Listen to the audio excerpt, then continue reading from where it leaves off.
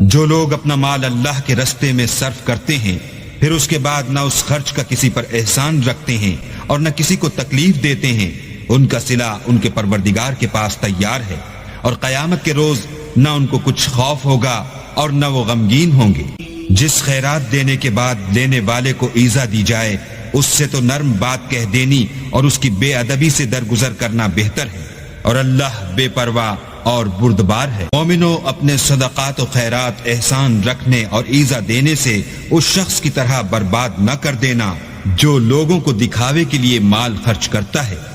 اور اللہ اور روز آخرت پر ایمان نہیں رکھتا، تو اس کے مال کی مثال اس چٹان کی سی ہے جس پر تھوڑی سی مٹی پڑی ہو